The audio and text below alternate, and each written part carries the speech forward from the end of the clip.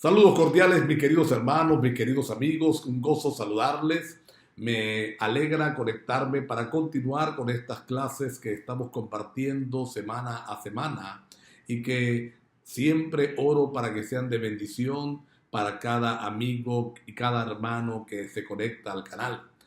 Eh, la semana pasada terminamos con la primera sección. En esta primera sección estudiamos los conceptos de revelación e inspiración y fuimos dando un recorrido para entender cómo funcionan ambos conceptos, cómo la obra del Espíritu Santo consiste en revelar su verdad a los profetas y luego inspirarlos para que ellos lo sepan transmitir, lo transmitan de la forma más adecuada, tanto oral como escrito.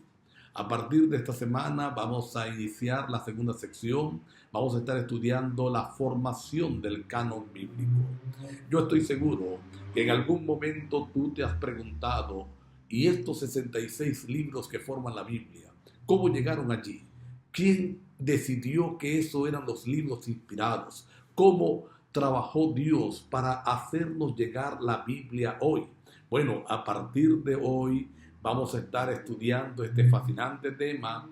Como siempre lo digo, es simplemente una introducción, no pretendemos hacer erudición, pero sí despertar en cada uno de mis amigos, de mis hermanos que ven la publicación, un deseo de investigar más, el deseo de conocer mejor la palabra de Dios, de conocer mejor la Biblia cada día.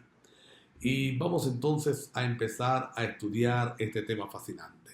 Sabes, mis hermanos, mis amigos, la obra del Espíritu Santo no terminó con simplemente revelar la verdad a los profetas. No terminó al revelar el mensaje que Dios tenía para transmitir e inspirar a los profetas para que supieran cómo transmitirlo. No, sino que luego de este trabajo, entonces la obra del Espíritu Santo fue preservar para las generaciones futuras el mensaje que Dios había establecido. Así que nosotros tenemos que partir que el canon bíblico es una realidad gracias a la obra del Espíritu Santo. Es de origen divino, así como el mensaje que está allí en la Biblia, el mensaje que está allí en la palabra de Dios, aunque fue escrito por hombres, es de origen divino. La organización del canon bíblico, aunque fue hecha por hombres, tuvo su origen, tuvo su organización, tuvo su punto de partida en la obra linda del Espíritu Santo.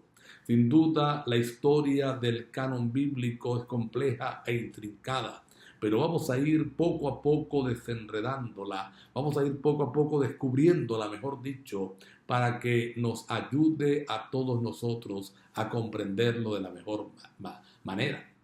La palabra canon deriva del sustantivo griego canon, que significa o que traduce caña, vara de medir, regla.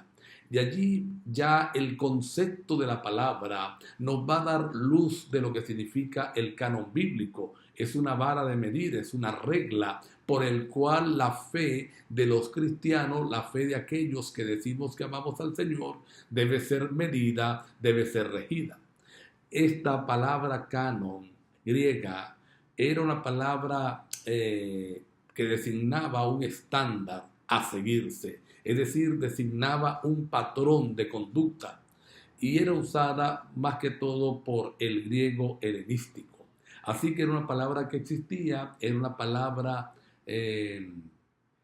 común que designaba entonces esto un estándar a seguir, un patrón de conducta, y por eso su traducción sería una vara de medir, una regla, una caña para establecer medidas.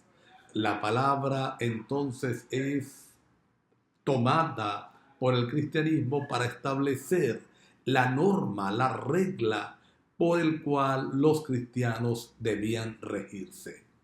Nosotros vamos a encontrar que el concepto de canon está muy arraigado allí en la Biblia. Este concepto está arraigado profundamente en la palabra de Dios. Tiene sus raíces en la Biblia. El Antiguo Testamento, por lo menos, nos ofrece información valiosa sobre la existencia de documentos escritos, autoritativos y reconocidos como que venían de parte de Dios.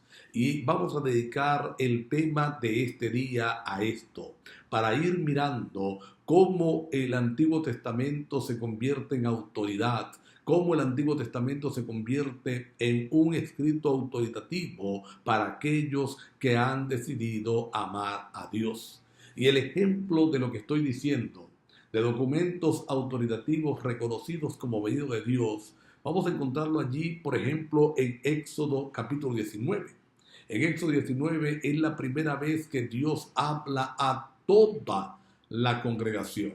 Le habla a todos los israelitas que habían salido de la esclavitud egipcia y que estaban allí en el desierto, que estaban allí en el monte Sinaí. Luego que Dios habla, luego que Dios da todas las instrucciones pactuales, todas las instrucciones que iban a ir en el pacto que se estaba estableciendo entre Dios y el pueblo. Recuerden que esa reunión en el Sinaí fue la reunión para formalizar el pueblo de Israel como una nación. Hasta ese momento eran simplemente un montón de gente, un montón de personas que habían salido de Egipto, que vivían allá como esclavos y que ahora estaban atravesando el desierto sin ninguna dirección. Pero a partir del Sinaí, entonces la obra de Dios es consolidar, establecer la nación de Israel, la nación del pueblo de Dios. Allí se dan las instrucciones, Dios da las instrucciones pactuales y luego Él ordena a Moisés escribirla. Ustedes recuerdan. Y Moisés lee estas palabras escritas y el pueblo decide hacer caso. Es decir, vamos a vivir bajo los preceptos que Dios nos está enseñando. Un ejemplo extraordinario del marco narrativo escrito que se convierte en la voz de Dios, que se convierte en el principio de Dios. Nosotros vamos a mirar otro ejemplo en Nehemías capítulo 8, verso 9. Ustedes recuerdan, acababan de salir del exilio babilónico, acaban de volver allí. Y Esdras, dice la palabra de Dios, que se colocó al frente del pueblo para leer las palabras de la ley. Y la gente que estaba allí estaba aceptando aquello como palabra de Dios, aceptando lo que estaba leyendo Esdras, que sin duda era el Pentateuco y específicamente el libro de Deuteronomio, o todo el Pentateuco, mejor dicho, estaba allí reconociendo como la voz de Dios, como la voz de Dios, estaba hablándole al pueblo. Nosotros vamos a encontrar también, mis queridos hermanos, mis queridos amigos, en los libros del Antiguo Testamento una interconexión extraordinaria, una interconexión indiscutible. Nadie que lea el Antiguo Testamento con un corazón abierto, con una mente abierta, puede entonces encontrar alguna contradicción entre ellos, sino al contrario, una interconexión entre todos los libros. La vamos a ver muy fácil allí en el Pentateuco, donde el libro de Éxodo continúa la historia que ha sido dejada en el libro de Génesis, concluye con la edificación, con la erección del tabernáculo, y luego vamos a encontrar el libro de Levítico. Dios empieza hablando desde el tabernáculo. Dios establece los principios desde el tabernáculo. Igualmente vamos a encontrar nosotros el libro de Números, sigue la descripción del Sinaí, y el Deuteronomio es un resumen de todo lo que está ocurriendo y va a culminar con la muerte de Moisés. Cuando abrimos el libro de Josué, él comienza con la muerte de Moisés, lo conecta y nos trae entonces la historia de la conquista, la continuación de la historia que había sido dejada allí en Deuteronomio, y culmina con la obra o con la muerte de Josué. El libro de Jueces abre con la muerte de Josué. Y ahí vemos la interconexión, ahí vemos lo lindo. Ruth, sin dudas, está conectado al libro de los Jueces desde la primera frase. Ustedes recuerdan. Y aconteció en el tiempo de los jueces, comienza diciendo el libro de Ruth. Así que hace una conexión perfecta con el libro de Jueces. De hecho, el libro de Ruth en la Biblia hebraica es un apéndice del libro de Jueces, pero eso lo vamos a ver más adelante. Y va a culminar el libro de Ruth con la historia de la generación de David, para conectarlo con lo que viene, la historia de David allí en primero y segundo de Samuel. El final es allí la historia de David y nos conecta.